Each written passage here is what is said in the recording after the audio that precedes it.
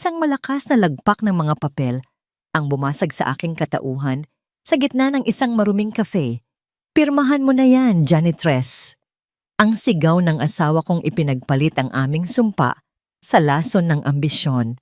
Hindi nila alam, ang babaeng tinatapakan nila ngayon ay ang kaisa-isang tagapagmana ng imperyong pilit nilang ninanakaw. Hinayaan kong maging asul na uniforme ang aking balat kayo dahil sa bawat kuskus ko ng sahig ay ang unting paghukay ko sa kanilang libingan. Hanggang kailan mo kayang magtiis sa ilalim ng alabok bago ka tuluyang magliyab sa paghihiganti? Handa na ba kayong makita ang pagbabalik ng tunay na may-ari ng Parola Holdings? Isang malakas na hampas ng sobre sa ibabaw ng lamesang malagkit ang bumasag sa katahimikan ng kapihan sa kanto. Ang tunog na yon ay tila isang hatol ng kamatayan para kay Sinagtala. Napatingala siya. Ang kanyang buhok na dati ay kasing kinang ng seda ay ngayon ay nakatali na lamang ng isang luma at kupas na ipit. Ang kanyang mga kamay na dati ay hindi man lang nadadapuan ng alikabok sa mansyon ng mga De Leon ay may mga bakas ngayon ng sabon at pagod mula sa paglilinis ng mga mesa. "Pirmahan mo na yan, Tala. Huwag mo nang patagalin ang paghihirap nating dalawa." Ang boses ni Dimalupig ay kasing lamig ng yelo. Walang bahid ng pagmamahal na ipinangako nito 5 taon na ang nakararaan. Umupo si Migo sa tapat niya, suot ang isang mamahaling terno na alam ni Tala na galing sa perang pinaghirapan ng kanyang sariling pamilya. Sa tabi nito, nakasandal si Silakbo, ang babaeng amoy, mamahaling pabango at may suot na mga alahas na tila kumukutya sa abang kalagayan ni Tala. "Ano ba, Tala? Tititigan mo lang ba yung mga papel? Pirmahan mo na para naman hindi ka na magmukhang basahan dito sa loob ng karinderyang ito." Natatawang sabi ni Silakbo habang pinaglalaruan ang kanyang bagong manicure na kuko. "Look at you. You look so pathetic. Akala mo ba talaga sa ganyang itsura mo, mananatili sa iyo ang isang lalaking tulad ni Migo?" Hindi sumagot si Tala. Dinama niya ang magaspang na ballpen sa kanyang mga daliri. Tumingin siya sa labas ng bintana ng kafe kung saan ang ulan ay nagsisimulang pumatak sa kalsada ng Maynila. Naalala niya ang araw na tinalikuran niya ang lahat, ang kanyang mana, ang kanyang marangyang buhay sa Parola Holdings at ang kanyang amang silakan para lamang sa lalaking nasa harap niya ngayon. Ginawa niya ang lahat para maging isang mabuting asawa kahit na ang kapalit nito ay ang pagtatrabaho sa mga ganitong klaseng lugar para lamang suportahan ang mga ambisyon ni Migo. "Tala, nakikinig ka ba?" Muling singhal ni Migo. "Wala na tayong dapat pag-usapan. Sa'yo na ang mumurahing apartment na yan. Sa'yo na ang lahat ng utang natin. Akin ang Parola Project. Iyon ang nararapat sa akin dahil ako ang nagpalago nito habang ikaw ay wala namang ginawa kundi ang maging isang pabigat." Isang mapait na ngiti ang sumilay sa mga labi ni Tala. Pabigat. Iyon pala ang tingin sa kanya ng lalaking binigyan niya ng lahat ng susi ng kanyang kaharian. Ang lalaking pinatira niya sa kanyang puso ay siya palang susunog sa kanyang bahay. "Pabigat." Mahinang ulit ni Tala. Ang kanyang boses ay hindi nanginginig. Bagkus ay may isang uri ng lalim na tila galing sa ilalim ng lupa. "Yes, darling. Pabigat." Kutyang ulit ni Silakbo. Isang hamak na waitress na amoy mantika. "Bagay lang sa'yo ang lugar na ito. Masyado kang mataas noon, Tala. Ngayon, nandyan ka na sa sahig kung saan ka nararapat." Kinuha ni Tala ang ballpen. Dahan-dahan, sa bawat letrang isinusulat niya sa divorce papers, naramdaman niya ang pagpunit ng bawat hibla ng kanyang lumang pagkatao. Ang bawat kurba ng kanyang pirma ay isang pamamaalam sa babaeng naniwala sa mga bulaklak at pangako. Nang matapos siya, itinulak niya ang papel pabalik kay Migo. "Tapos na," sabi ni Tala habang diretso ang tingin sa mga mata ng lalaki. Walang luha, wala ring takot. "Nakuha mo na ang gusto mo, Migo. Malaya ka na." Good, sabi ni Migo habang mabilis na kinuha ang papel at tumayo. Huwag mo na akong susubukan pang tawagan at huwag na huwag kang magpapakita sa amin sa Parola Holdings. Baka mapagkamalan ka pang pulubi ng mga gwardiya doon. Humagalpak ng tawa si Silakbo habang kumakapit sa braso ni Migo. Lumabas sila ng cafe, iniwan ng isang bakanting silya at ang amoy ng panis na kape. Naiwang mag-isa si Tala sa loob. Ang kanyang boss na may-ari ng cafe ay sumigaw mula sa kusina. Tala, ano pang tinatayo-tayo mo diyan? May tumapon na sabaw sa table 4. Linisin mo yan. Dahan-dahang kinuha ni Tala ang kanyang basahan. Lumapit siya sa table 4 at lumuhod para punasan ang kalat sa sahig. Ang kanyang mga mata ay nananatiling tuyo, ngunit sa loob niya may isang apoy na nagsisimulang magliyab. Isang apoy na hindi sisira, kundi magpapadalisay. Pagkatapos ng kanyang shift, lumabas si Tala sa ulan. Hindi niya kinuha ang kanyang payong. Hinayaan niyang hugasan ng tubig ang lahat ng sakit at pangungutya. Naglakad siya patungo sa sentro ng lungsod kung saan nakatayo ang pinakamataas na gusali sa buong paligid, ang Parola Holdings. Sa ilalim ng gabi, ang gusali ay tila isang dambuhalang bantay na nagniningning sa gitna ng kadiliman. Tumayo si Tala sa tapat nito. Basa ang damit, gusot-gusot ang itsura, at tila isang taong walang patutunguhan. Ngunit hindi siya tumingin sa malalaking glass doors ng main lobby kung saan dumadaan ang mga VIP. Sa halip, lumiko siya sa isang madilim na eskinita patungo sa likurang bahagi ng gusali. Doon, may isang maliit at kalawanging pinto na may karatulang service entrance, janitorial staff only. Kinuha niya ang isang lumang ID mula sa kanyang bulsa, isang ID na may ibang pangalan ngunit may kanyang mukha. Huminga siya ng malalim at binuksan ang pinto. Sa loob, ang amoy ng chlorine at sabon ay tila sumasakal sa kanyang mga pandama. Ang bawat hakbang niya sa malamig na semento ng basement ay umaalingaw-ngaw. Tila isang paalala na sa mga sandaling ito, siya ay hindi na ang tagapagmana ng Parola Holdings. Siya ay isa na lamang anino sa ilalim ng sarili niyang kaharian. Tumigil si Tala sa harap ng isang luma at kalawanging locker. Sa gilid nito, may isang maliit na salamin na may lamat. Tiningnan niya ang kanyang refleksyon. Ang mga mata niyang dati ay puno ng ningning, ay ngayon ay tila mga uling na nagbabaga sa gitna ng abo. Kinuha niya ang asul na uniforme ng janitress, isang damit na magsisilbing balat kayo sa kanyang planong paghihiganti. Bagong salta ka ba? Isang boses ng matandang babae ang bumasag sa kanyang pag-iisip. Nilingon ni Tala ang matanda. Siya ay si Alonsina, o mas kilala bilang Aling Sina, ang pinakamatagal na tagalinis sa gusaling iyon. Ang kanyang mukha ay puno ng mga kulubot na tila mga mapa ng mahabang panahon ng paghihirap. Ngunit ang kanyang mga mata ay may taglay na init. Oo po, Aling Sina, ako po si Tala. Maingat na sagot ni Tala. Sinusubukang itago ang gilas sa kanyang boses na nakuha niya mula sa mga prestihiyosong universidad sa ibang bansa. Pinasadahan siya ng tingin ni Aling Sina. Masyadong malambot ang iyong mga kamay para sa trabahong ito, Neng. Sigurado ka ba? Dito sa Parola, hindi lang alikabok ang nililinis namin. Nililinis din namin ang mga duming hindi nakikita ng mata. Napalunok si Tala. Handa po ako, Aling Sina. Kahit ano po, gagawin ko. Sige, sumunod ka sa akin. Ang assignment natin ngayong gabi ay ang executive floor, doon sa itaas, kung saan ang mga tao ay naglalakad na tila sila ang may-ari ng mundo. Wika ni Aling Sina habang iniabot kay Tala ang isang timba at mop. Habang lula ng service elevator, naramdaman ni Tala ang pagtaas ng presyon sa kanyang dibdib.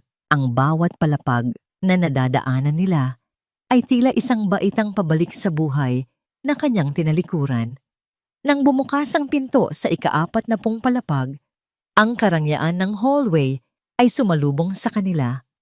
Ang mga dingding na gawa sa mahogany at ang mga chandelier na gawa sa kristal ay tila kumikinang sa pangungutya. Huwag kang titingin ng diretso sa kanila, bulong ni Aling Sina habang nagsisimulang mag-mop. Para sa kanila, tayo ay bahagi lamang ng kasangkapan. Wala tayong mukha, wala tayong pangalan. Sinimulan ni Tala ang kanyang trabaho. Lumuhod siya sa sahig upang kuskusin ang isang mantsa sa gilid ng pinto ng CEO office, ang opisina ng kanyang ama.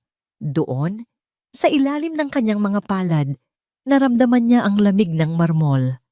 Gusto niyang sumigaw, gusto niyang pumasok sa loob at sabihin sa kanyang ama na narito na siya, ngunit alam niyang hindi pa ito ang tamang oras. Kailangan niyang makita kung gaano kalalim ang dumi na iniwan ni Migo sa kumpanyang ito. Biglang bumukas ang pinto ng elevator sa dulo ng hallway. Ang tunog ng mga takong na humahampas sa sahig ay tila mga latigo sa pandinig ni Tala. Alam niya ang tunog na yon. Ang bawat yabag ay may dalang kayabangan. Sina Migo at si Lakbo. Sinasabi ko sa iyo, Migo, kapag nakuha na natin ang lagda ni Lakan sa merger, tayo na ang magiging hari at reyna ng industriyang ito. Ang boses ni Silakbo ay puno ng lason at tamis. Huwag kang mag-alala. Mahal ko, konting tiis na lang. Ang matandang De Leon ay mahina na. At ang anak niyang si Tala? Siguradong nasa kalsada na yon, nagmamakaawa para sa barya. Sagot ni Migo habang tumatawa. Napahigpit ang hawak ni Tala sa kanyang basahan. Ang kanyang mga kuko ay bumaon sa kanyang palad. Yumuko siya ng husto. Hinayaan ang kanyang buhok, natakpan ang kanyang mukha habang lumalapit ang dalawa. Tumigil ang mga mamahaling sapatos ni Migo sa tapat mismo ng basang sahig na nililinis ni Tala. Hoy, lampas ang tao, sigaw ni Migo. Ang kanyang boses ay puno ng pandidiri. Hindi mo ba nakikitang dadaan kami? Bakit hindi mo patapos linisin ang parteng ito? Hindi kumibo si Tala. Nanatili siyang nakayuko, ang kanyang puso ay tumitibok ng mabilis na tila lalabas sa kanyang dibdib. Bingi ka ba? Inangat ni Migo ang kanyang paa at itinulak ang timba ni Tala. Tumapon ang maruming tubig sa buong hallway, nabasa ang uniforme ni Tala at pati na rin ang dulo ng pantalon ni Migo. Ano ba? Look what you did to my shoes! Singhal ni Migo. You stupid cleaner! Do you have any idea how much this cost? Galit na hinawakan ni Migo ang balikat ni Tala at pilit siyang pinalingon para harapin siya. Ang oras ay tila huminto. Ang galit sa mukha ni Migo ay unti-unting napalitan ng isang ekspresyong hindi maipaliwanag. Isang halong gulat, takot at pagkalito. Tumingala si Tala. Sa unang pagkakataon, matapos ang ilang oras, ang mga mata ng hamak na tagalinis ay sumalubong sa mga mata ng lalaking nagtaksil sa kanya. Isang matalim at malamig na tingin na tila humihiwa sa kaluluwa ni Migo. Tala? Mahinang usal ni Migo, ang kanyang boses ay nanginig. Ikaw, anong ginagawa mo rito? Nanatiling tulala si Migo, ang kanyang mga kamay ay bahagyang nanginginig. Habang nakatingin sa babaeng nasa paanan niya, ang mukhang iyon, kahit madumi, kahit basang-basa ng ulan at tubig kanal, ay ang mukhang pinangakuan niya ng habang buhay bago niya ito tinalikuran para sa ambisyon. Migo, ano ba? Nakakita ka ba ng multo? Bulyaw ni Silakbo, sabay higit sa braso ng lalaki. Tiningnan niya si Tala nang may pandidiri. Sabi ko na nga ba, kamukha niya ang basurang asawa mo. Pero look at her, Migo. Isang hamak na janitress. Impossible. Si Tala ay masyadong mapagmataas para humawak ng basahan. Dahan-dahang ibinaba ni Tala ang kanyang tingin. Pinigilan niya ang bawat hibla ng kanyang galit na sumabog. Pasensya na po, sir. Ma'am, hindi ko po sinasadya. Paos at mahina niyang sagot. Sadyang binago ang tono ng boses. See? Hindi siya si Tala. Tawa ni Silakbo. Bagamat may pag-aalinlangan pa rin sa mga mata ni Migo. Ang asawa mo ay malamang nagtatago sa ilalim ng tulay ngayon. Tara na, Migo. Late na tayo sa meeting kay Don Lacan. Pinanood ni Tala ang paglayo ng dalawa. Nang magsara ang pinto ng elevator, doon lamang siya nakahinga ng malalim. Ang kanyang mga kamao ay nakakuyom ng mahigpit hanggang sa mamuti ang kanyang mga kasukasuan. Hindi pa ito ang oras para magpakilala. Matapos ang kanyang shift sa madaling araw, hindi umuwi si Tala sa kanyang maliit na paupahan. Sa halip, nagtungo siya sa pinakataas na palapag gamit ang hagdanan ng mga empleyado. Sa dulo ng madilim na hallway, may isang pinto na gawa sa mabigat na nara. Kumatok siya ng 3 beses. Isang hudyat na sila lang ng kanyang ama ang nakakaalam. Bumukas ang pinto at tumambad ang pagmumukha ni Lacan Montemayor. Ang matikas na hari ng Parola Holdings ay tila tumanda ng 10 taon sa loob ng ilang buwan. Nang makita niya ang kanyang anak na suot ang maruming uniforme ng janitress, ang kanyang mga mata ay agad na nangilid ang luha. Anak, pabulong na tawag ni Lacan. Bakit? Bakit kailangang umabot sa ganito? Pumasok si Tala at agad siyang niyakap ng kanyang ama. Sa loob ng marangyang opisina, doon lamang bumuhos ang mga luhang kanina pa niya pinipigilan. Patawarin niyo po ako, Papa. Tama kayo. Nagkamali ako sa pagpili kay Migo. Hikbi ni Tala. Tinalikuran ko kayo para sa isang lalaking ang tanging minahal lang ay ang kapangyarihan niyo. Huwag ka nang humingi ng tawad, Tala.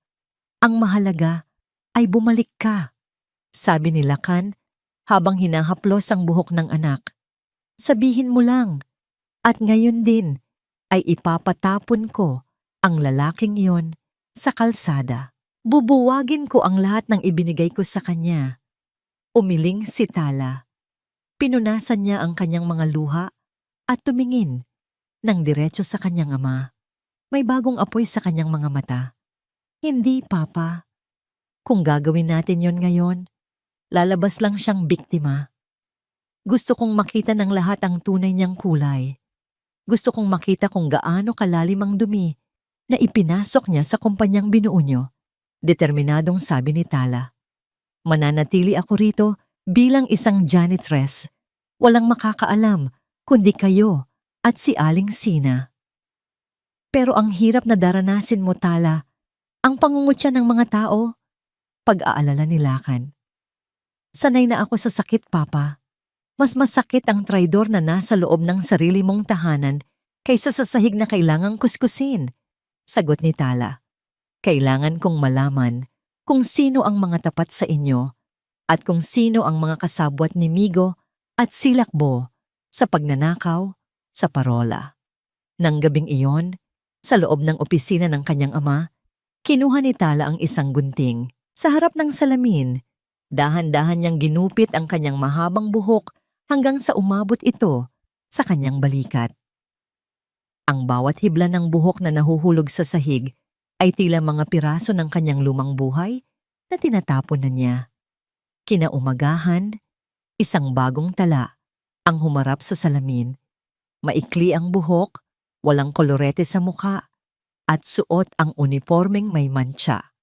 Tala, ano pang ginagawa mo dyan na dyan? Ang bagal-bagal mo. Sigaw ni Ma'am Belen, ang head supervisor ng janitorial staff na kilala sa pagiging masungit at mapangapi sa mga subordinates. Heto na po, ma'am, sagot ni Tala habang bitbit ang kanyang gamit sa paglilinis. Doon ka sa ground floor lobby. Siguraduhin mong kikinang ang bawat sulok dahil may mga VIP na darating ngayon. Utos ni Belen, sabay tulak sa balikat ni Tala. At huwag kang paharang-harang sa daan, ha? Isang reklamo lang, sisiguraduhin kong wala kang kikitain ngayong araw. Yumuko si Tala. Opo, ma'am.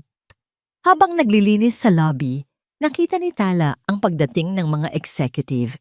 Doon, muli niyang nakita si Migo. Ngunit sa pagkakataong ito, Hindi na ito nakatingin sa kanya ng may gulat. Sa halip, nang madaanan siya nito, sadyang itinapon ni Migo ang kanyang iniinom na kape sa sahig na kakatapos lang linisin ni Tala. "Linisin mo yan, miss," sabi ni Migo nang hindi man lang tumitingin sa kanya. Ang kanyang boses ay puno ng kayabangan. "Iyan lang naman ang alam mong gawin, di ba?" Napatigil si Tala. Ang kape ay dahan-dahang kumalat sa puting marmol.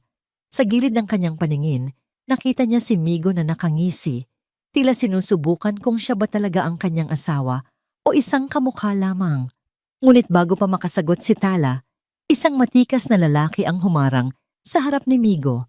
Isang lalaking may suot na simpleng barong, may malalim na mga mata, at isang ekspresyong tila hindi natatakot sa kahit kanino. "Sir, sa pagkakaalam ko, may basurahan sa bawat kanto ng lobby na ito." Ang boses ng lalaki ay baritono at puno ng awtoridad. "Hindi trabaho ng janitress ang maging tagasalo ng iyong kawalan ng disiplina." Napatingin si Tala sa lalaki. Ito ang unang pagkakataon na may tumayo para sa kanya sa gusaling ito. Tinitigan ni Dakila ang eksenang nagaganap sa gitna ng lobby ng Parola Holdings. Bilang isa sa mga operations manager, madalas niyang makita ang iba't ibang klase ng tao, mula sa mga pinakamayayaman hanggang sa mga simpleng manggagawa. Pero ngayong araw, may kung anong kumurot sa kanyang dibdib nang makita ang lalaking si Migo na sadyang itinapon ang kape sa harap ng isang baguhang janitress. Hindi na nakapagpigil si Dakila. Humakbang siya ng malaki at humarang sa gitna. "Sir, sa pagkakaalam ko, may basurahan sa bawat kanto ng lobby na ito. Hindi trabaho ng janitress ang maging tagasalo ng iyong kawalan ng disiplina." Diretsong sabi ni Dakila habang nakatingin ng matalim kay Migo. Napatigil si Migo. Ang kanyang mukha ay namula sa galit at hiyang naramdaman sa harap ng ilang empleyadong nakamasid. "At sino ka naman para pangaralan ako? Do you know who I am? I am the Malupig Revilla, and I am the one running this kumpanya now." Isang tipid na ngiti ang sumilay sa mga labi ni Dakila. Isang nangiting walang halong takot. "Kilala kita, Sir Migo, pero sa ilalim ng labor laws at kahit sa simpleng batas ng pagiging tao, walang posisyon ang nagbibigay sa iyo ng karapatang bastusin ang mga taong nagpapanatili ng kalinisan sa paligid mo. Manager Serrano po. Operations. At kung may problema kayo sa sinabi ko, handa akong ipaliwanag ito sa harap ni Don Lacan." Nang marinig ang pangalan ni Don Lacan, bahagyang napaatras si Migo. Alam niyang kahit siya ang paboritong manugang, si Lacan pa rin ang may huling say. Masyado kang matapang, Serrano. Tandaan mo ang araw na ito." Banta ni Migo bago mabilis na naglakad palayo. Hila-hila ang nagdadabog na sisilakbo. Nang wala na ang dalawa, mabilis na lumuhod si Dakila para tulungan ang janitress na kanina pa nakayuko. "Ayos ka lang ba, miss? Pasensya ka na sa kanya. Sadyang may mga taong nakakalimot kung paano tumapak sa lupa kapag nakakahawak ng kaunting pera." Dahan-dahang nag-anggat ng tingin si Tala. Sa malapitang distansya, natigilan si Dakila. May kakaiba sa mga mata ng babaeng ito. Hindi ito ang mga mata ng isang taong sanay na inaapi. Sa likod ng dumi at pagod, may isang uri ng ningning na tila nagmumula sa isang malalim at matatag na balon ng dangal. "Salamat po, sir." Mahinang sabi ni Tala habang kinukuha ang basahan. "Dakila na lang, o Daki." Pagtatama niya sabay abot ng isang malinis na panyo. "Heto, punasan mo ang kamay mo. At huwag kang mag-alala. Hindi kanya pwedeng basta-basta tanggalin sa trabaho habang nandito ako." Kinuha ni Tala ang panyo, ang kanyang mga daliri ay bahagyang dumapo sa kamay ni Dakila. Ramdam ni Dakila ang bahagyang panginginig ng mga ito, pero hindi dahil sa takot, kundi dahil sa matinding emosyong pilit na sinusupil. "Bakit niyo po ginawa yon?" tanong ni Tala habang dahan-dahang tumatayo. "Maari kayong mapahamak dahil sa isang katulad ko." Ngumiti ng mapait si Dakila. Tumingin siya sa paligid ng marangyang gusali na tila may malalim na hinanakit. Dahil ang tatay ko, janitor din dito noon, namatay siyang nagtatrabaho para sa mga taong akala nila ay pag-aari nila ang pati ang kaluluwa ng mga empleyado nila. Ayokong makita ang paulit-ulit na senaryo, lalo na sa isang kumpanyang pilit na nagtatago sa likod ng magagarang salamin at marmol. Saglit na natahimik si Tala, tila tinamaan siya sa sinabi ni Dakila. Sa loob ng 5 taon na kasama niya si Migo, nakalimutan niyang tingnan ang mundo sa labas ng kanyang bulanang pribilehiyo. Ngayon, sa harap ng lalaking ito, nakita niya ang isang bahagi ng Parola Holdings na hindi niya kailanman napansin, ang mga taong may puso sa kabila ng sistemang mapangapi. "Salamat po uli, Sir Daki," sabi ni Tala, bago mabilis na kinuha ang kanyang timba at naglakad patungo sa service stairs. Pinanood ni Dakila ang pag-alis ng babae. Napansin niya ang bawat hakbang nito, tuwid, matatag, at may isang uri ng gilas na hindi mo makikita sa isang karaniwang manggagawa. At nang muli niyang tingnan ang kanyang panyo na naiwan sa sahig, may napansin siyang isang bagay na nakasabit sa dulo nito. Isang maliit pero napakamahal na hikaw na gawa sa perlas at diamante. Kumunot ang noo ni Dakila. Isang janitress na may ganoong uri ng alahas. Tiningnan niya ang pinto kung saan lumabas si Tala. "Sino ka ba talaga, Tala?" bulong niya sa sarili. "At anong itinatago mo sa likod ng mga matang yan na tila kayang sunugin ang buong gusaling ito?" 11:00 na ng gabi. Ang dambuhalang gusali ng Parola Holdings ay balot na ng katahimikan, maliban sa mahinang ugong ng air conditioning at ang paminsan-pansing yabag ng mga gwardyang nagpapatrolya sa labas. Ngunit sa loob ng ika-40 palapag, mabilis ang tibok ng puso ni Tala. Bit-bit ang kanyang mop at timba. Dahan-dahan siyang lumapit sa pintuan ng opisina ni Migo. Alam niya ang password ng electronic lock. Hindi ito binago ni Migo mula noong sila pa. 0520 ang petsa ng kanilang anibersaryo. Isang mapait na ngiti ang sumilay sa mga labi ni Tala habang pinipindot ang mga numero. Nakakatawang isipin na ang petsang simbolo ng kanyang katangahan ang magsisilbing susi sa kanyang pagbawi. Beep! Bumukas ang pinto. Mabilis na pumasok si Tala at isinara ito. Hindi niya binuksan ang ilaw. Ang tanging liwanag ay nagmumula sa mga ilaw ng kalsada na tumatagos sa malalaking bintana. Agad siyang nagtungo sa lamesa ni Migo.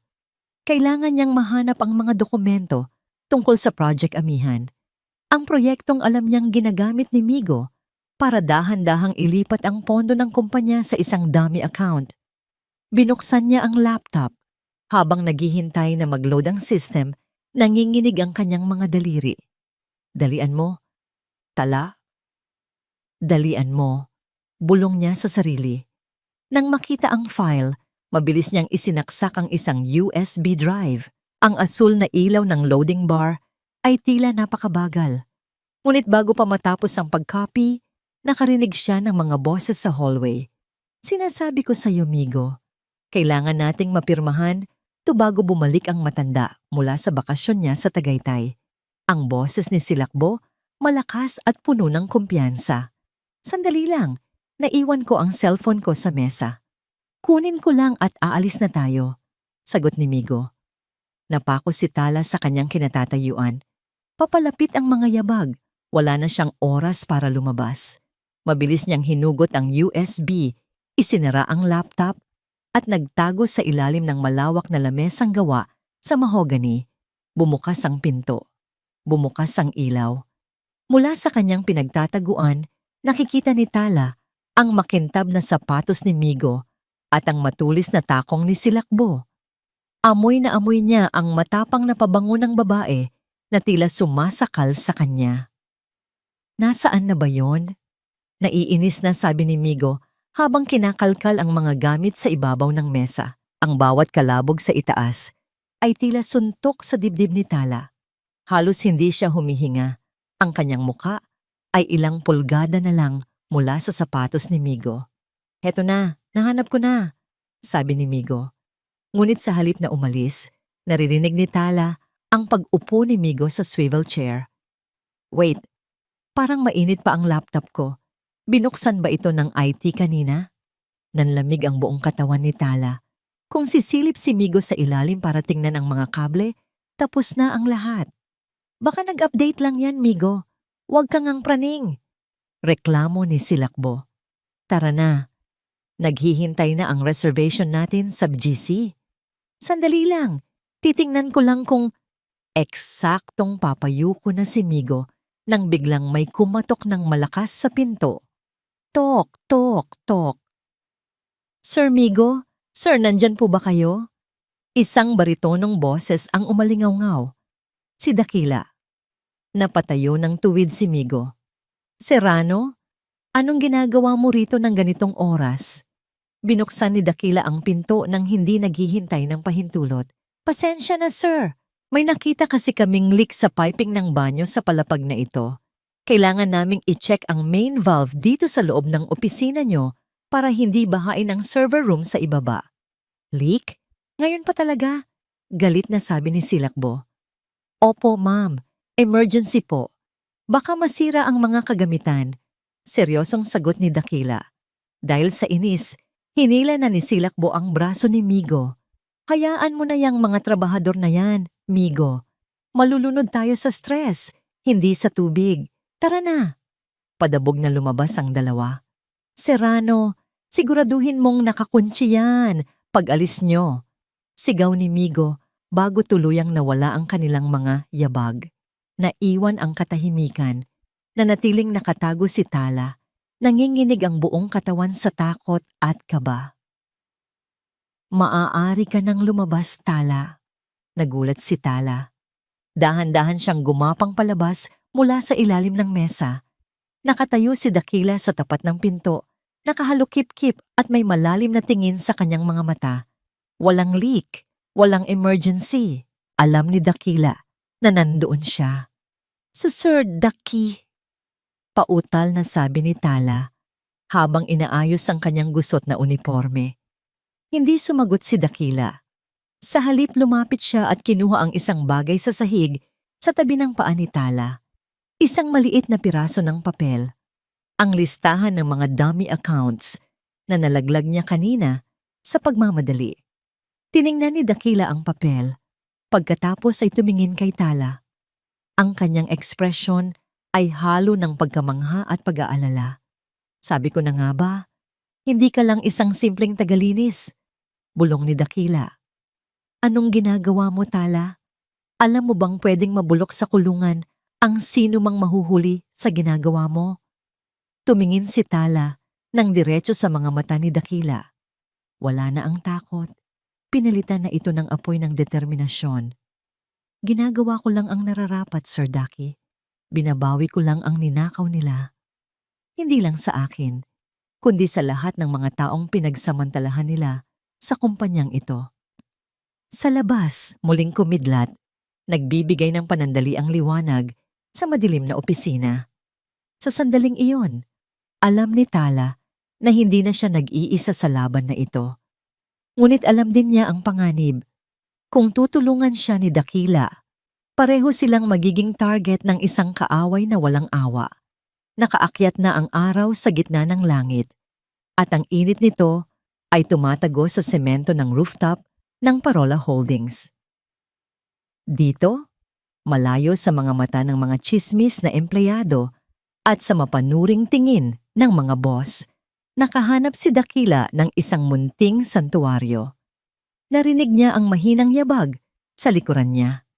Hindi na niya kailangang lumingon para malaman kung sino ito.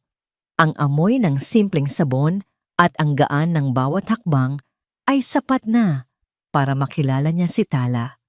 Akala ko ay hindi ka darating, sabi ni Dakila habang binubuksan ang kanyang plastik na lalagyan ng baon. Adobong manok at kanin. Simpleng pagkain para sa isang lalaking mas pinipili ang katotohanan kaysa sa karangyaan. Umupo si Tala sa tabi niya, dala ang isang maliit na tinapay at bote ng tubig. Sa kabila ng suot niyang kupas na asul na uniforme, May isang uri ng gilas sa kanyang pag-upo na hindi maipaliwanag ni Dakila. Salamat sa kagabi, Daki. Utang ko sa iyo ang kaligtasan ko. Mahinang sabi ni Tala. Kinuha ni Dakila ang isang bahagi ng kanyang ulam at inilagay sa takip ng baon niya bago ito iniabot kay Tala. Huwag kang magpasalamat sa akin dahil lang sa hindi kita isinumbong. Ginawa ko yun dahil alam kong may mas malalim kang dahilan kung bakit mo pinapasok ang opisina ni Migo. At dahil ayokong makitang may isa na namang biktima ang pamilyang ito. Napatigil si Tala sa pagsubo. Anong ibig mong sabihin?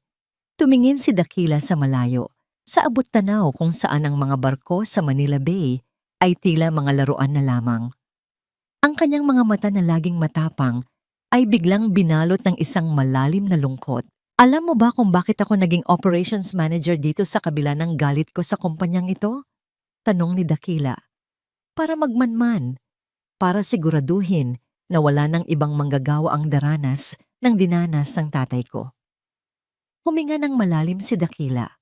Ang tatay ko, si Mang Kidlat, ay naging janitor dito sa Parola noong panahon pa ng kabataan ni Don Lacan. Matapat siyang tao. Mahal niya ang trabaho niya dahil naniniwala siyang ang bawat sulok na nililinis niya ay bahagi ng isang dakilang pangarap. Pero 10 taon na ang nakararaan, nagkaroon ng malaking anomalya sa warehouse. Isang sunog ang naganap para burahin ang ebidensya ng malaking pagnanakaw ng isang mataas na opisyal. Napahigpit ang hawak ni Tala sa kanyang bote ng tubig. Ang tatay ko, ang huling taong, nakitang lumabas sa warehouse. Siya ang ginawang scapegoat. Patuloy ni Dakila, ang boses niya ay bahagyang nanginig sa pait. Pinatawan siya ng sandamakmak na demanda. Wala kaming pera para sa abogado. Tinanggal siya sa trabaho nang walang kahit na anong benepisyo.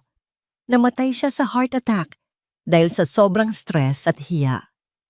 Habang ang taong totoong nagnakaw ay nakaupo pa rin sa malalambot na silya ng kumpanyang ito. Tumingin si Dakila kay Tala at sa unang pagkakataon, nakita ni Tala ang isang sugat na hindi kailanman naghihilom. Kaya kapag nakikita kita, nakikita ko ang tatay ko, ang mga taong walang boses na dinudurog ng mga taong ang tingin sa mundo ay pag-aari nila dahil lang sa kanilang apelyido. Isang matalim na sakit ang gumuhit sa dibdib ni Tala. Gusto niyang sumigaw. Gusto niyang sabihin na siya ang anak ng taong nagmamay-ari ng kumpanyang pumatay sa tatay ni Dakila.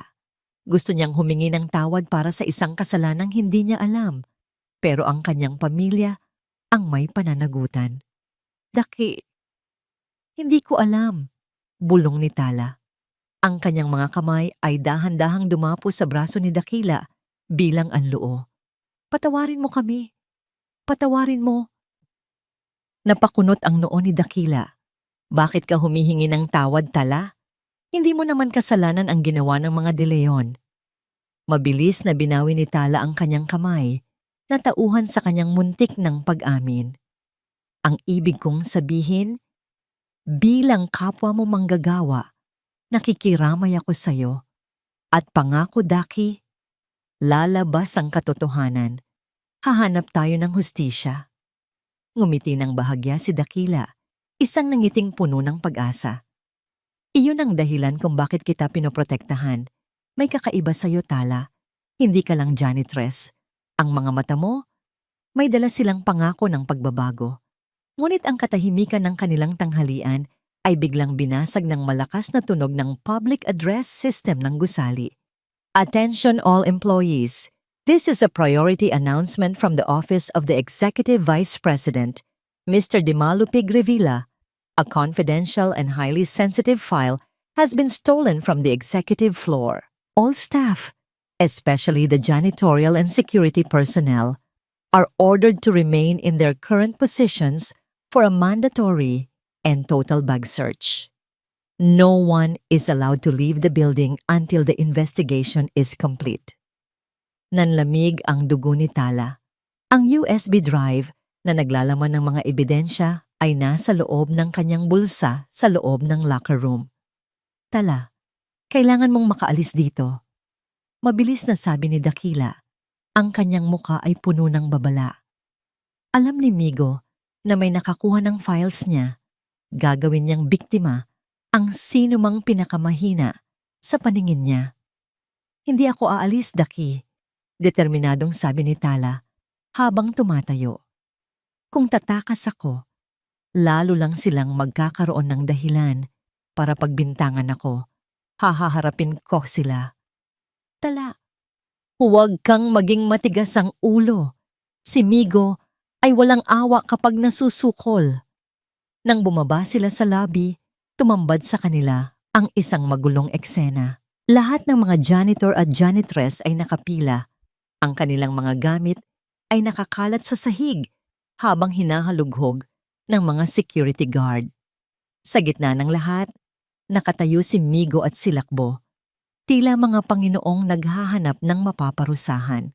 Ayan na pala, ang matapang nating operations manager at ang kanyang paboritong tauhan, kutyang sabi ni Migo nang makita sila, Dakila at Tala. Naglakad si Migo papalapit kay Tala, ang kanyang mga mata ay naniningkit sa galit. Alam mo ba, Tala? O kung sino ka man, nawawala ang aking Project Amihan file, isang file na napakahalaga para sa kumpanyang ito. At ayon sa security logs, may pumasok sa opisina ko kagabi gamit ang isang override code. Tiningnan ni Migo ang guard sa tabi niya. I-check ang locker ng babaeng ito. Ngayon din. Sir, wala kayong warrant para gawin yan. Pagharang ni Dakila. Hindi ko kailangan ng warrant sa kumpanyang ito, Serrano. Akin ang batas dito. Sigaw ni Migo. Isang guard ang tumakbo pabalik mula sa locker room, bit-bit ang isang maliit na bag. Habang binubuksan ang bag sa harap ng lahat, naramdaman ni Tala ang paghinto ng mundo.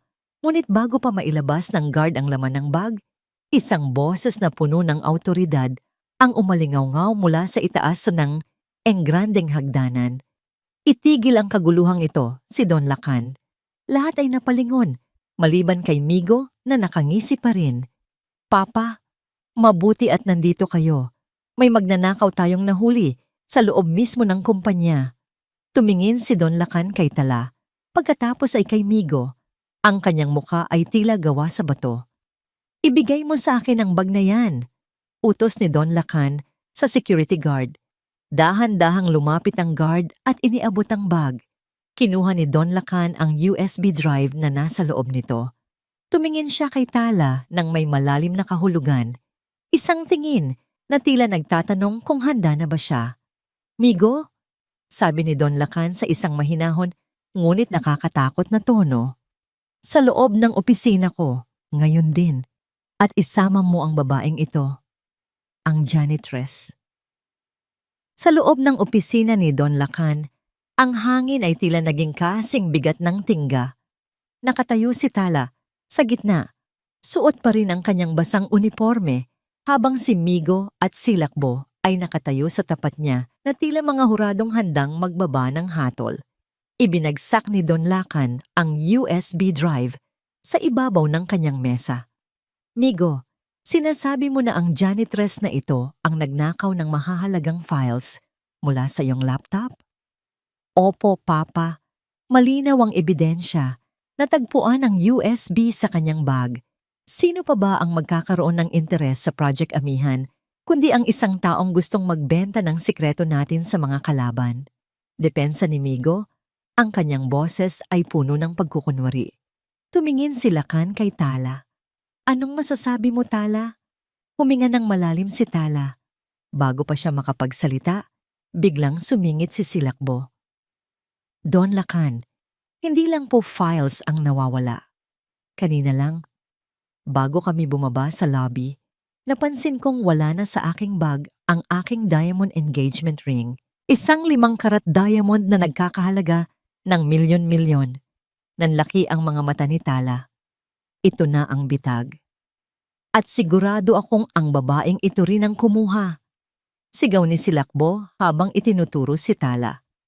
Belen, pumasok ka rito. Pumasok si Ma'am Belen, ang head supervisor, na may dalang isang maliit na pouch. Don Lacan, pasensya na po. Pero habang tinitingnan namin ang mga kagamitan sa janitorial locker kanina, natagpuan ko ito sa loob ng sapatos ni Tala. Binuksan ni Belen ang pouch at inilabas ang isang napakakinang na singsing. Ang liwanag nito ay tila tumutuya sa abang kalagayan ni Tala. Magnanakaw! Sigaw ni Silakbo sabay lapit kay Tala at akmang sasampalin ito. Janitress na nga lang, mapangahas pa. Mabilis na nasalo ni Tala ang kamay ni Silakbo. Ang kanyang hawak ay mahigpit, sapat na para mapangiwi sa sakit ang babae. Huwag mo akong hahawakan, Silakbo. Hindi mo alam kung anong apoy ang nilalaro mo. Bitawan mo siya! Bulyaw ni Migo. Papa, kita niyo na. Hindi lang siya magnanakaw, marahas pa siya. Kailangan na nating tawagan ng mga pulis. Sa gitna ng kaguluhan, bumukas ang pinto ng opisina. Pumasok si Dakila, pawisan at hinihingal, ngunit ang kanyang mga mata ay puno ng determinasyon. Don Lacan, bago niyo tawagan ang mga pulis, pakinggan niyo muna ang sasabihin ko. Deklara ni Dakila. Serrano, wala kang kinalaman dito. Lumabas ka. Singal ni Migo. May kinalaman ako dahil ako ang saksi sa lahat ng nangyari kagabi. Diretsong sabi ni Dakila. Tumingin siya kay Tala, isang tinging nagbibigay ng lakas. Hindi nagnakaw si Tala. Ang singsing na yan. Imposibleng makuha niya yan dahil kasama ko siya sa buong shift namin at ang CCTV sa hallway. Alam nating lahat na sadyang pinatay ang feed sa floor na yon bago pa man dumating ang janitorial staff. Lumapit si Dakila sa tapat ni Don Lacan. Don Lacan, kilala niyo ang pamilya ko. Alam niyo kung gaano ko pinahahalagahan ang integridad. Isinusugal ko ang aking posisyon at ang aking pangalan. Kung mapapatunayan niyo sa harap ng batas na magnanakaw si Tala, ako mismo ang magbibitiw sa trabaho at handa akong makulong kasama niya. Natahimik ang buong silid. Maging si Migo at si Lakbo ay napatigil sa gulat. Walang sino man ang mag-aakala na ang isang lalaking kasing pino ni Dakila ay gagawa ng ganoong klaseng sakripisyo para sa isang hamak na tagalinis. Tumingin si Tala kay Dakila. Ang kanyang puso ay tila pinipiga. Daki, bakit mo ginagawa ito? Hindi mo alam kung gaano kabigat ang kasinungalingang pinoprotektahan mo. Tumingin muli si Don Lacan sa kanyang anak. Nakita niya ang sakit sa mga mata ni Tala, pero nakita rin na niya ang pag-asa. Migo, Silakbo, malamig na sabi ni Don Lacan. Iwan niyo muna kami. Iiwan niyo rin ang singsing na yan dito. Ako ang magdedesisyon kung tatawag ako ng pulis pagkatapos kong makausap ang dalawang ito. Pero Papa, sabi ko lumabas kayo. Ang boses ni Lacan ay umalingaw-ngaw na tila kulog. Padabog na lumabas si Migo at si Lakbo. Nang magsara ang pinto, naiwan ang tatlo sa loob. Daki, panimula ni Tala, ang kanyang boses ay nanginig. Bakit? Bakit mo isinusugal ang lahat para sa akin? Hindi mo naman ako kilala. Humarap sa kanya si Dakila. Ngumiti ito ng bahagya, isang malungkot, pero tapat na nangiti. Sabi ko sa'yo, di ba? Ayokong makakita ng isa pang inosenteng tao na dinudurog ng sistemang ito. Kahit sino ka pa. Tala, naniniwala ako sa'yo. Hindi na nakapagpigil si Tala. Sa harap ng kanyang ama at sa harap ng lalaking handang ibigay ang lahat para sa kanya, naramdaman niya ang bigat ng kanyang lihim. Ngunit bago pa siya makapagsalita, muling nagsalita si Don Lacan. Dakila, maaari ka na ring lumabas. Salamat sa iyong katapatan. Huwag kang mag-alala. Hindi mawawala ang iyong trabaho. Nang lumabas si Dakila, naiwan si Tala at ang kanyang ama. Tiningnan ni Lacan ang singsing sa mesa. Anak, ang laro ay nagiging mapanganib na. Bulong ni Lacan. Gusto na kitang ilabas sa disguise na ito. Hindi ko kayang makitang inaapi ka nila ng ganito. Hindi pa, Papa. Sagot ni Tala habang pinupunasan ang kanyang mga luha. Ngayon ko lang nakita ang tunay na kayamanan ng parola. Hindi ito ang mga singsing o ang mga gusali, kundi ang mga taong tulad ni Daki. At dahil sa kanya, lalo akong naging determinado. Sisiguraduhin kong sa oras na hubarin ko ang uniformeng ito, wala nang matitirang dumi sa kumpanyang ito. Ngunit habang naglalakad si Tala, pabalik sa locker room, hindi niya alam na si Dakila ay nakatayo sa dulo ng hallway. Hawak ang panyong naiwan ni Tala noon. Ang panyong may nakakabit na mamahaling hikaw. Tumingin si Dakila sa pinto ng opisina ni Don Lacan at sa unang pagkakataon, ang hinala niya ay naging isang sigurado ng katotohanan. Ang gabi ng ika-25 anibersaryo ng Parola Holdings ay punong-puno ng kislap at rangya. Ang grand ballroom ng isa sa kanilang pinakasikat na hotel ay pinalamutian ng mga sariwang bulaklak at dambuhalang kristal na chandelier. Ang mga pinakamalalaking pangalan sa mundo ng negosyo at politika ay naroon. Lahat ay nakasuot ng kani-kanilang mga mamahaling terno at gown. Sa isang sulok ng kusina, nakatayo si Tala. Suot niya ang uniforme ng isang server, itim na pantalon at puting polo na may vest. Dahil sa utos ni Ma'am Belen, na lalong naging malupit matapos ang insidente sa opisina, si Tala ay itinalagang maging part ng service crew sa mismong main ballroom. Huwag kang tatanga-tanga roon, Tala. Bulyaw ni Belen habang inaayos ang tray ng champagne. Ang mga taong nandoon ay hindi mo kalebel. Isang pagkakamali mo lang. Hindi lang trabaho ang mawawala sa'yo. Baka pati buhay mo. Tumango lang si Tala. Sa loob-loob niya, gusto niyang tumawa ng mapait. Ang mga taong tinatawag ni Belen na hindi kalebel ay ang mga taong dati niyang nakakasalamuha sa mga charity gala at business summits. Nang pumasok siya sa ballroom, sinalubong siya ng tunog ng orkestra at ang amoy ng mamahaling alak. Sa gitna ng entablado, nakatayo si Migo, nakasuot ng isang pasadyang tuxedo, habang si Silakbo ay nakakapit sa kanyang braso. Suot ang isang pulang gown na tila nagnininga sa ilalim ng mga ilaw. Ladies and gentlemen, masayang anunsyo ni Migo sa mikropono. Tonight, we celebrate not just the legacy of Don Lacan, but the future of Parola Holdings under my new leadership. Nagpalakpakan ang mga tao. Nakita ni Tala ang kanyang ama sa isang VIP table, tahimik na nakaupo. Ang muka ay walang emosyon, ngunit ang mga mata ay nakapako sa kanya. Habang umiikot si Tala, bit-bit ang kanyang tray, naramdaman niya ang isang pamilyar na presensya. Si Dakila. Nakasuot ito ng isang simpleng barong, mukhang formal at kagalang-galang. Nang magtagpo ang kanilang mga mata, nakita ni Tala ang gulat at pag-aalala sa mukha ng lalaki. Anong ginagawa mo rito, Tala? Bulong ni Dakila nang makalapit ito sa kanya para kumuha ng baso. Hindi ligtas ang paligid na ito para sa'yo. Trabaho lang ito, Daki. Mahinang sagot ni Tala. Kailangan kong tapusin ang shift na ito. Ngunit hindi hinayaan ni Silakbo na maging tahimik ang gabi ni Tala. Nakita ng babae ang pagkakataong muling saktan ng kanyang kaaway. Oh look! The famous janitress is now a waitress. Malakas na sabi ni Silakbo habang papalapit sa kinaroroonan ni Tala. Nakuha niya ang atensyon ng mga taong malapit sa kanila. Migo, honey, look! Baka gusto mong painumin ang mga bisita natin ng special champagne mula sa paborito mong empleyado. Ngumisi si Migo at humarap kay Tala. Waitress, pakidala nga rito ang tray mo. Gusto kong pagsilbihan mo ang aking magandang fiancé. Lumapit si Tala.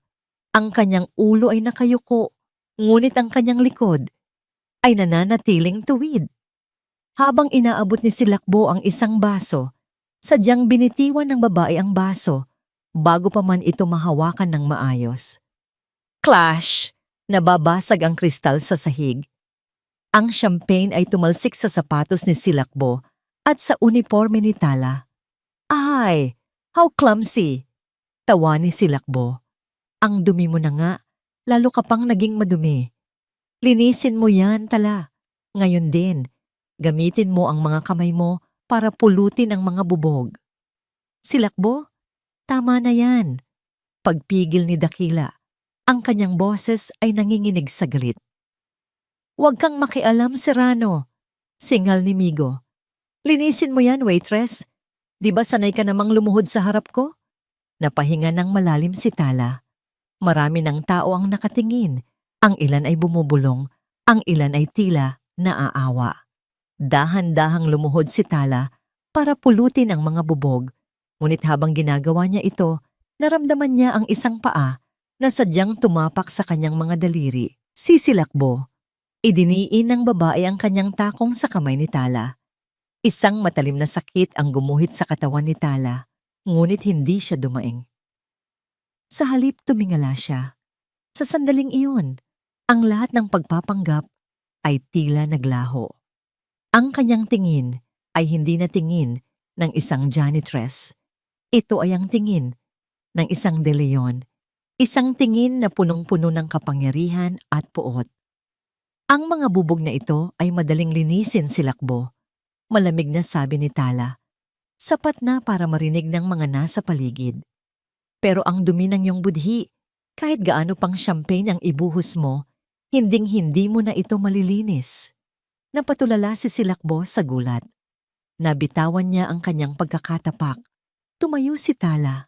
Dahan-dahan, taglay ang isang uri ng dignidad na nagpatahimik sa buong sulyap ng mga bisita. Ngunit sa gitna ng kanyang paninindigan, biglang nakaramdam si Tala ng matinding hilo. Ang paligid ay nagsimulang umikot. Ang ingay ng ballroom ay tila naging malayo at malabo. Tala?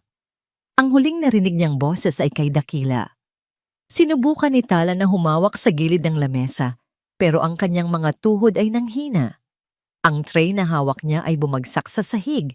Lumikha ng isang malakas na ingay na tila isang hudyat ng pagtatapos. Bago pa man siya tuluyang tumama sa sahig, naramdaman niya ang mga bisig ni Dakila na sumalo sa kanya. Ang huling nakita ni Tala, bago magdilim ang lahat, ay ang nag-aalalang mukha ng kanyang ama na tumatakbo papalapit sa kanya at ang isang bakas ng dugo na dahan-dahang gumuguhit sa puting marmol ng sahig mula sa kanyang paanan. Puti ang lahat ng paligid. Ang amoy ng antiseptic at ang mahinang tunog ng heart monitor ang tanging sumasalubong sa pandinig ni Dakila habang nakaupo siya sa labas ng emergency room. Ang kanyang barong ay may mantsapa ng dugo ni Tala, isang pulang bakas na tila sumusugat din sa kanyang puso. Hindi mapakali si Dakila. Sino ba talaga ang babaeng ito? At bakit ang CEO mismo ng kumpanya na si Don Lacan ay halos magkandapa-dapa sa paghabol sa stretcher nito kanina? Bumukas ang pinto ng ER. Lumabas ang isang doktor. Hinihingal at bakas ang pag-aalala. Agad siyang sinalubong ni Don Lacan na kanina pa pabalik-balik sa hallway. Doktor, kumusta ang anak ko? Kumusta si Sinagtala? Ang boses ni Lacan ay nanginginig. Napatayo si Dakila. Anak? Sinagtala? Ang mga salitang yon ay tila mga bombang sumabog sa loob ng tahimik na ospital.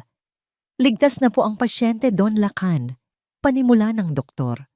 Nawalan siya ng malay dahil sa matinding pagod, stress, at kakulangan sa nutrisyon. Pero may isa pang dahilan kung bakit siya dinudugo. Huminto ang paghinga ni Dakila. Ang inyong anak ay 6 na linggong buntis.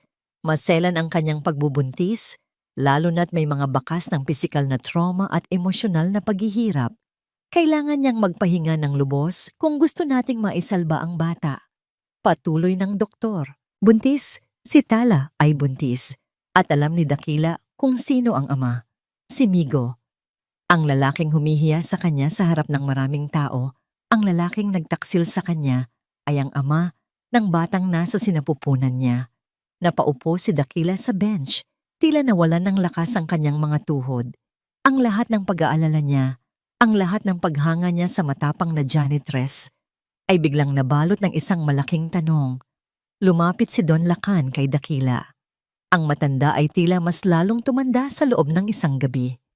Dakila, salamat sa pagsalo sa kanya.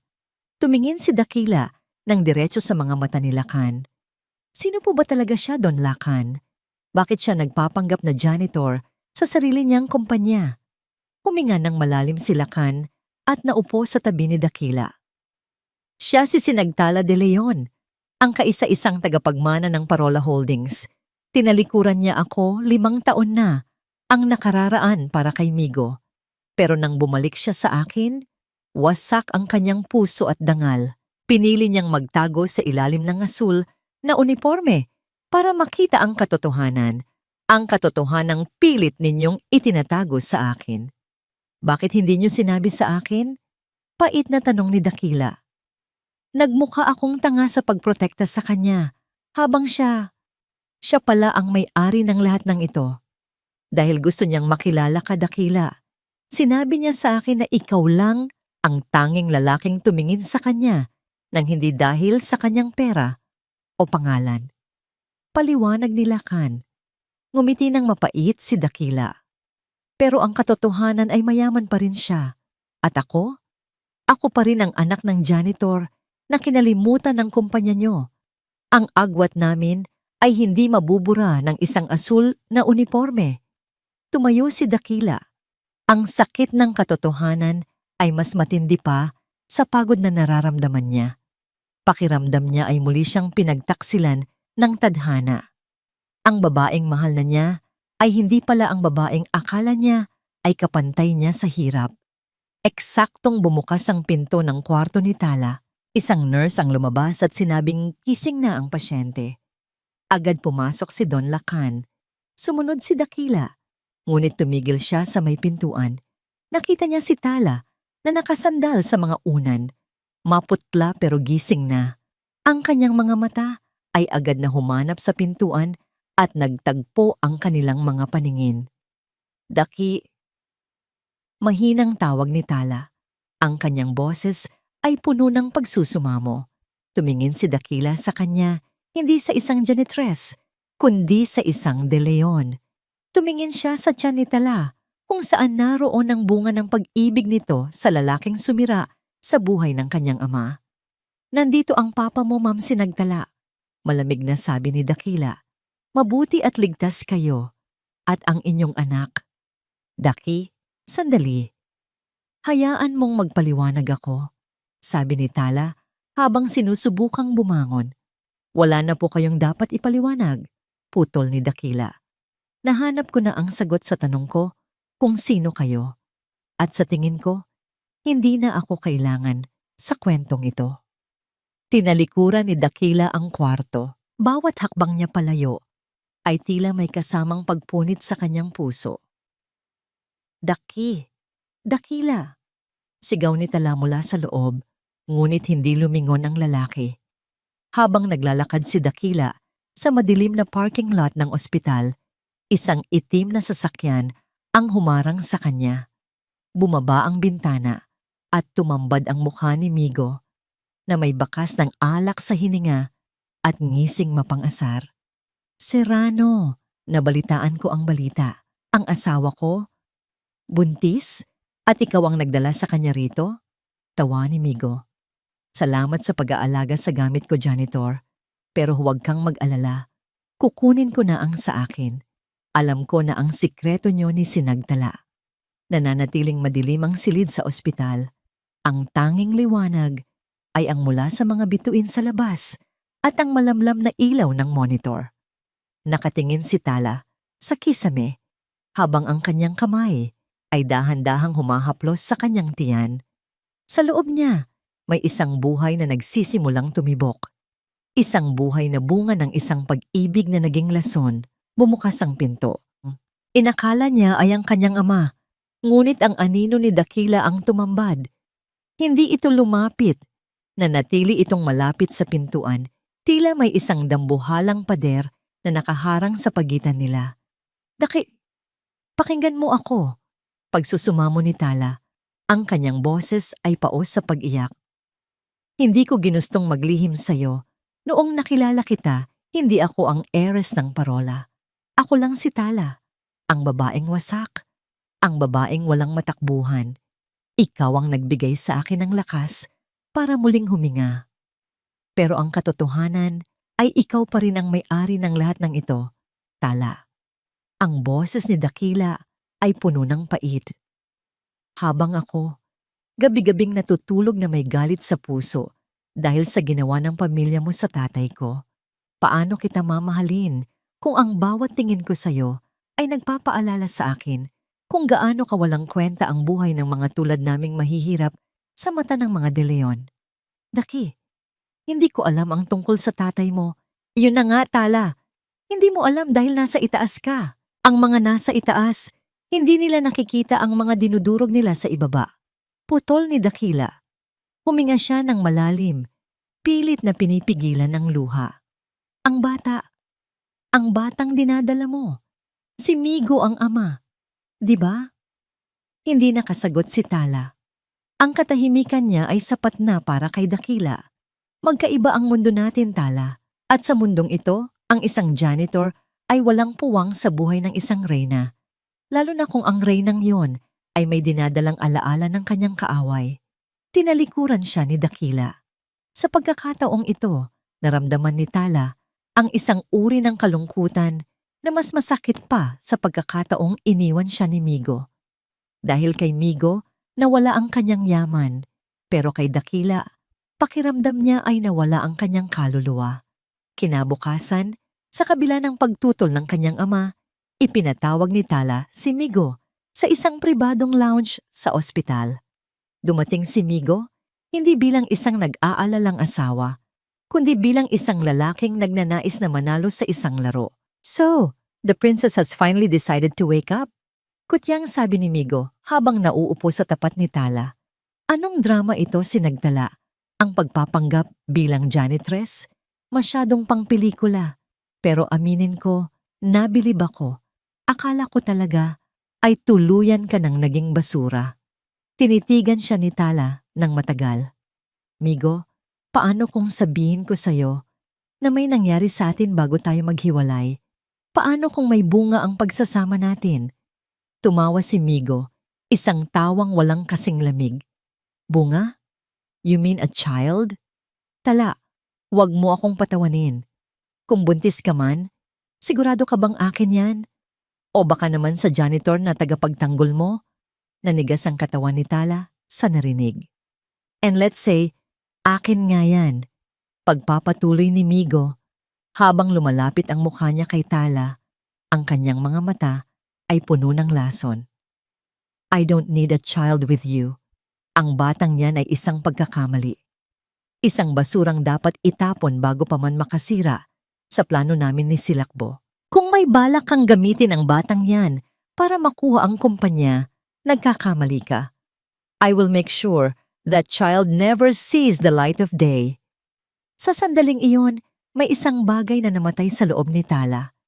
Ang huling bahagi ng kanyang pagiging marupok ay tuluyan ng naging abo. Ang lalaking nasa harap niya ay hindi lang isang traidor, isa siyang halimaw. Dahan-dahang tumayo si Tala. Kahit maputla, ang kanyang tindig ay muling naging matikas. Pinunasan niya ang huling luhang pumatak sa kanyang pisngi. Salamat, Migo. Malamig niyang sabi. Salamat para saan? Kunot noong tanong ni Migo. Salamat dahil pinagaan mo ang desisyon ko, sagot ni Tala. Ang kanyang boses ay wala ng emosyon, kasing tigas na ng bakal. Simula sa sandaling ito, wala ka ng anak, at wala ka na ring kumpanya. Ibinigay ko sa iyo ang lahat dahil sa pag-ibig, pero babawiin ko ang lahat sa iyo gamit ang puot. Lumabas si Migo na natatawa. Inakalang nagbibiro lamang si Tala. Ngunit nang maiwan siyang mag-isa, kinuha ni Tala ang kanyang telepono at tinawagan ang kanyang ama. Papa, sabi ni Tala, ang kanyang mga mata ay nakatingin sa kanyang refleksyon sa salamin. Isang babaeng hindi natakot masaktan. Ihanda niyo ang boardroom bukas ng umaga. Tawagan niyo ang lahat ng shareholders at ang media. Ang tagapagmana ng Parola Holdings ay tapos na sa paglilinis ng sahig. Panahon na para linisin ang mga taong nagpaparumi sa kumpanyang ito. Ibinaba niya ang telepono. Sa labas, ang ulan ay tumigil na. At ang unang sinag ng araw ay nagsisimulang sumilip. Sa ilalim ng kanyang palad, naramdaman niya ang isang mahinang sipa, isang pangako, isang bagong simula. Ito na ang araw na hinihintay ko. Sa loob ng boardroom ng Parola Holdings, ang amoy ng tagumpay ay mas matamis pa sa pinakamahaling kape. Inayos ko ang aking silk na kurbata habang nakatingin sa dambuhalang bintana na nagpapakita ng buong skyline ng Maynila. Sa araw na ito, hindi na ako ang manugang lang. Ako na ang magiging hari. Ang mga shareholders ay isa-isang nagsisidatingan. Kani-kanilang bati sa akin ng "Congratulations, Mr. CEO." Nakangiti ako, pero sa loob-loob ko, tinatawanan ko sila. Mga uto-uto. Hindi nila alam na ang Project Amihan ay ang aking tiket patungo sa isang buhay na hindi na nila maaabot. Naupo ako sa tabi ni Don Lacan. Ang matanda ay tahimik. Nakatingin lang sa kanyang mga kamay. Mukhang pagod na siya. Mukhang tanggap na niya na wala na ang kanyang mahal na prinsesa para iligtas ang kumpanyang ito. "Magsimula na tayo," sabi ko ng puno ng awtoridad. Tumayo ako at binuksan ang presentation. Gaya ng alam ninyo, ang Project Amihan ay magdadala sa Parola Holdings sa pandaigdigang merkado sa ilalim ng aking pamumuno. Biglang bumukas ang dambuhalang pinto ng boardroom. Isang malakas na kalabog ang bumasag sa aking pagsasalita. Lahat ng mata ay nabaling sa pinto. Inasahan ko ang isang sekretary o marahil ay sisilakbo na gustong makieksena, pero ang pumasok ay isang babaeng tila galing sa isang panaginip. O isang bangungot. Nakasuot siya ng isang pasadyang puting suit na kasing puti ng nyebe. Ang kanyang maikling buhok ay maayos na nakaistilo at ang kanyang mga mata, ang mga matang iyon na dati ay puno ng pag-ibig sa akin, ay ngayon ay kasing talas ng diamante. Anong ginagawa mo rito?" Nauutal kong tanong. "Security! Bakit niyo pinapasok ang janitress na ito?" Ngumiti ang babae. Isang nangiting hindi ko kailanman nakita sa mukha ni Tala.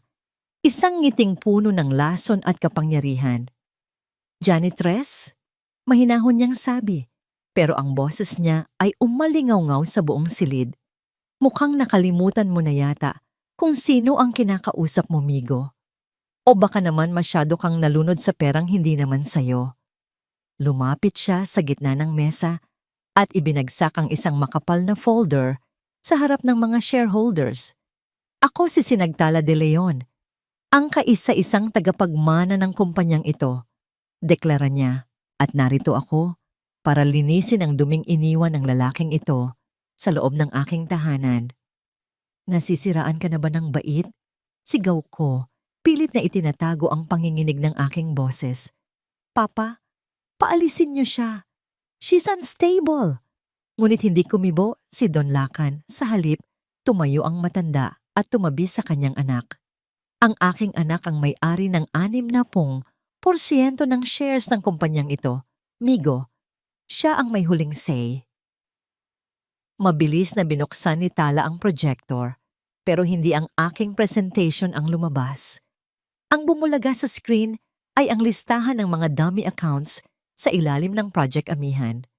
Ang bawat sentimong ninakaw ko, ang bawat pirma kong peke, ay naroon, maliwanag pa sa sikat ng araw. "Project Amihan is not a merger," sabi ni Tala habang nakatingin sa mga shareholders. "It's a heist. Isang malakihang pagnanakaw na ginawa ni Migo Revilla sa ilalim ng inyong mga ilong. Kasinungalingan yan. Gawa-gawa lang yan." Bulyaw ko. "Gawa-gawa rin ba ito?" tanong ni Tala, sabay pindot sa isang recording. Ang aking boses ay umalingaw-ngaw sa speakers. Ang batang yan ay isang pagkakamali. Isang basurang dapat itapon. "I will make sure that child never sees the light of day." Natahimik ang buong boardroom. Ang mga shareholders ay tumingin sa akin ng may pandidiri. Nararamdaman ko ang malamig na pawis na dumadaloy sa aking likuran. Ang paligid ay tila umiikot. "Migo Revilla," sabi ni Tala. Lumapit siya sa akin hanggang sa maging magkatapat ang aming mga mukha. Akala mo ba ay natapos ang lahat noong pinirmahan ko ang divorce papers? Iyon ang simula ng iyong katapusan. Nilinis ko ang sahig mo para makita ko kung gaano ka kadumi. At ngayon, tapos na ako sa paglilinis. Bumukas muli ang pinto. 2 pulis ang pumasok, kasunod si Dakila. Mr. Di Malupig Revilla, you are under arrest for corporate fraud, embezzlement and grave threats, sabi ng pulis. No, hindi pwede ito. Sigaw ko habang pilit akong hinihila ng mga pulis. Silakbo, tulungan mo ako. Lumingon ako sa pintuan. Inasahang nandoon si Silakbo. Pero pumasok si Silakbo na may posas na rin sa mga kamay. Umiiyak at sumisigaw. Migo, kasalanan mo ito. Sigaw ni Silakbo. Don Lacan, maawa kayo. Anak niyo rin ako. Kapatid ko si Tala.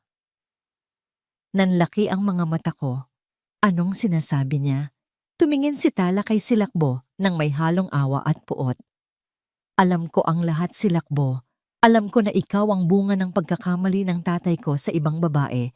Pero ang paghihiganti mo ay naging lason na pumatay sa sarili mong kaluluwa. Hindi kita ituturing na kapatid. Ituturing kita bilang isang kriminal. Habang hinihila ako palabas, ang huling nakita ko ay si Tala. Nakatayo siya sa dulo ng mahabang mesa, matikas, makapangyarihan, at malaya. Sa tabi niya ay si Dakila, na nakatingin sa kanya ng may paghanga at respeto. Nawala ang lahat sa akin, ang posisyon, ang pera, ang kapangyarihan. At higit sa lahat, ang babaeng akala ko ay kaya kong apakan habang buhay. Akala ko ay tapos na ang lahat ng makita kong posas ang mga kamay ni Migo. Akala ko ay hustisya na ang huling salita sa kwentong ito. Ngunit habang tinitingnan ko si Tala na nakatayo sa gitna ng tagumpay, nakita ko ang takot sa kanyang mga mata.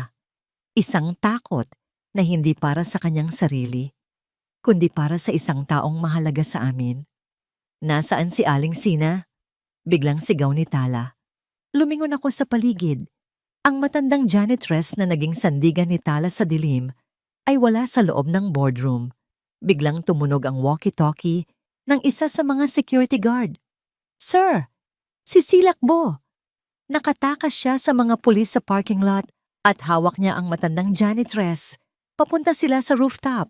Hindi na ako nag-isip. Tumakbo ako patungo sa emergency stairs. Narinig ko ang mga yabag ni Tala sa likuran ko. Tala, huwag. Delikado. Sigaw ko, pero hindi siya nakinig. Nang marating namin ang rooftop, sinalubong kami ng malakas na ihip ng hangin at ang nakakasilaw na sikat ng araw. Doon, sa gilid ng helipad, nakatayo si Silakbo. Gulo-gulo ang buhok, wasak ang kanyang pulang gown, at may hawak siyang isang matalim na bubog mula sa isang nabasag na bote. Nakadiin ito sa leeg ni Aling Sina. Huwag kayong lalapit! Sigaw ni Silakbo. Ang kanyang mga mata ay puno ng kabaliwan. Lahat kayo. Kinuha niyo ang lahat sa akin. Ang tatay ko, ang kumpanya, ang dangal ko. Silakbo, bitawan mo siya. Pagsusumamo ni Tala. Wala siyang kasalanan. Ako ang may gusto nito. Sa akin ka magalit. Kapatid? Tawa ni Silakbo. Isang tawang puno ng pait. Kapatid mo ako, Tala. Pero bakit ikaw? Nasa loob ng palasyo, habang ako ay itinago sa dilim. Bakit ikaw ang tagapagmana, habang ako ay bunga lang ng isang pagkakamali na kailangang ikahiya? Tumingin ako kay Aling Sina. Ang matanda ay tahimik. Ang kanyang mga mata ay nakapikit na tila nagdarasal. Naramdaman ko ang dugo na nananalaytay sa aking mga ugat. Ang dugong nanalalaytay din sa tatay ko noong sinubukan niyang protektahan ang kumpanyang ito. Silakbo. Panimula ko. Dahan-dahan akong humahakbang papalapit. Alam ko ang pakiramdam ng kinalimutan. Alam ko ang pakiramdam ng itinapon ng kumpanyang ito. Ang tatay ko, namatay siyang walang boses dahil sa sistemang kinalakihan niyo. Tumingin sa akin si Silakbo. Bahagyang nanginig ang kanyang kamay. Pero ang pumatay sa isang inosenteng tao ay hindi magbibigay sa iyo ng katarungan. Patuloy ko. Gusto mong makilala? Gusto mong mapansin? Heto kami, nakikinig sa iyo. Pero bitawan mo si Aling Sina. Huwag mong dungisan ang huling pagkakataon mong maging tao. Huli na ang lahat, Serrano, sigaw ni Silakbo. Kung hindi ako magiging reyna, sisiguraduhin kong walang matitira sa inyo. Biglang itinulak ni Silakbo si Aling Sina patungo sa gilid ng gusali at kasabay nito ay ang pagsugod niya kay Tala, dala ang matalim na bubog. Tala, iwas! Sigaw ko, hindi ko na naramdaman ng takot. Ang tanging nasa isip ko ay ang protektahan ang babaeng nagturo sa akin na ang pag-ibig ay mas malakas kaysa sa hanturan ng nakaraan. Bago pa man dumapo ang bubog sa dibdib ni Tala, hinarang ko ang aking katawan. Isang matalim at mainit na sakit ang bumaon sa aking balikat at dibdib. Daki! Ang huling narinig ko ay ang sigaw ni Tala. Naramdaman ko ang pagbagsak ko sa semento. Ang langit ay tila biglang naging napakalapit. Nakita ko ang mga security guard na damba kay Silakbo. Nakita ko si Tala na mabilis na lumapit sa akin. Ang kanyang puting suit ay dahan-dahang nababahiran ng pula. Ang aking dugo. Daki! Daki! Huwag kang pipikit. Please, Daki! Hikbi ni Tala habang kinakarga ang aking ulo sa kanyang kandungan. Ngumiti ako ng bahagya kahit hirap huminga. Sabi ko sa'yo, hindi ka mapapahamak habang nandito ako. Bakit mo ginawa yon? Bakit? Dahil mas mahalaga ka kaysa sa galit ko. Bulong ko. Patawarin mo ako kung naging matigas ang puso ko. Nagsimulang magdilim ang paningin ko. Ang mukha ni Tala ay naging malabo. Tila isang bituin na dahan-dahang naglalaho sa umaga. Ang huling naramdaman ko ay ang mainit na luha ni Tala na pumatak sa aking pisngi. 6 na buwan ang mabilis na lumipas. Ang sikat ng araw sa labas ng bintana ng CEO, Office ng Parola Holdings, ay tila mas maliwanag at mas presko. Wala na ang amoy ng luma at madilim na lihim. Pinalitan na ito ng bango ng mga sariwang bulaklak at ang ingay ng mga empleyadong masayang nagtatrabaho. Nakatingin si Sinagtala sa labas. Suot ang isang simpleng bestida. Hindi na siya ang janitress na nakayuuko. At hindi na rin siya ang mapagpanggap na heres na puno ng puot. Siya na ngayon ay isang ina at isang pinunong may puso. Bumukas ang pinto at pumasok si Dakila. Wala na ang benda sa kanyang balikat at bagamat may maliit na peklat na natira, ang kanyang nangiti ay mas malawak na ngayon. Hawak niya ang ilang mga aplikasyon ng mga bagong empleyado. Karamihan ay mga taong walang natapos, ngunit may malinis na hangarin. Ma'am Tala, handa na po ang mga interview para sa scholarship program ng mga anak ng ating janitorial staff. Masayang ulat ni Dakila. Lumingon si Tala at ngumiti. Salamat, Daki, at ilang beses ko bang sasabihin sa'yo na Tala na lang ang itawag mo sa akin kapag tayo lang? Lumapit si Dakila at tumayo sa tabi niya. Hinawakan niya ang kamay ni Tala. Ang mga daliring dati ay puno ng kalyo mula sa paglilinis, pero ngayon ay puno ng pag-asa. Minsan kasi, nakakalimutan ko pa rin ang babaeng nakasama ko sa rooftop noon ay ang reyna na pala ng kumpanyang ito. Hindi ako reyna, Daki, bulong ni Tala. Isa lang akong babaeng natutong bumangon dahil sa'yo. Natahimik ang dalawa nang marinig ang mahinang iyak mula sa crib sa sulok ng opisina. Agad silang lumapit doon. Nakahiga ang dalawang munting anghel, si Danaya at si Lumi. Ang mga batang ito ang naging simbolo ng bagong simula ni Tala. Sa kabila ng lahat ng ginawa ni Migo, pinili ni Tala na mahalin ang mga bata ng buong puso dahil alam niyang wala silang kasalanan sa dumi ng mundo. Kamukha mo sila, sabi ni Dakila habang pinagmamasdan ang mga bata. Sana ay mamana nila ang katapangan mo, Daki. Sagot ni Tala. Pati na rin ang kakayahan mong magpatawad. Nalaman na ni Tala ang buong katotohanan. Ang kanyang amang si Don Lacan ay humingi na ng tawad kay Dakila at sa pamilya nito. Binigyan sila ng kompensasyon at hustisya para sa pagkamatay ni Mang Kidlat. Ang huling hiling ni Tala ay ang gawing Director of Human Resources, si Dakila, para masiguro na wala ng ibang Mang Kidlat ang maapi sa kumpanya. Samantala, sina Migo at Silakbo ay nahaharap sa mahabang taon sa loob ng rehas. Ang kanilang ambisyon ang naging sarili nilang kulungan. Si Silakbo ay nasa ilalim din ng psychological treatment, habang si Don Lacan ay patuloy na sumusuporta sa kanyang mga pangangailangang medikal. Isang huling pagtatangka ng isang ama na itama ang pagkakamali ng nakaraan. Nang hapon na yon, nagpa siya silang maglakad-lakad, hindi sa isang mamahaling restaurant, kundi sa kapihan sa kanto, kung saan nagsimula ang lahat. Naupo sila sa parehong table, kung saan pinirmahan ni Tala ang divorce papers 6 na buwan na ang nakararaan. Dito mo ako iniwan noon, sa gitna ng ulan. Biro ni Tala, habang iniinom ang kanyang kape. At dito rin kita natagpuan sa gitna ng iyong lakas, sagot ni Dakila. Tumingin si Tala sa kanyang refleksyon sa baso ng kape. Wala na ang asul na uniforme, pero ang mga aral na natutunan niya habang suot iyon ay mananatili sa kanyang puso habang buhay. Napatunayan niya na ang tunay na kayamanan ay hindi nasusukat sa laki ng gusali o sa kinang ng diamante. Daki, tawag ni Tala. Bakit? Salamat sa pagtuturo sa akin na ang dangal ay hindi nawawala dahil lang sa hawak mong basahan. At salamat sa pagmamahal sa akin, hindi bilang isang De Leon, kundi bilang si Tala. Hinawakan ni Dakila ang mukha ni Tala at hinalikan ito sa noo. Kahit anong suot mo, Tala, uniforme man o korona, ikaw pa rin ang bituin na gabay ng puso ko. Sa gitna ng ingay ng kalsada at usok ng lungsod, 2 puso ang nahanap ang kanilang kapayapaan. Ang kwento ni Sinagtala ay hindi lang kwento ng paghihiganti, kundi kwento ng paglilinis, hindi lang ng sahig, kundi ng sariling kaluluwa.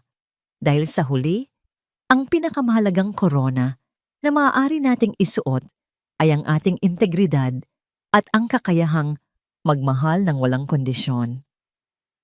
Dito na po nagtatapos ang ating kwento ng pag-ibig, pagbangon at pagpapatawad.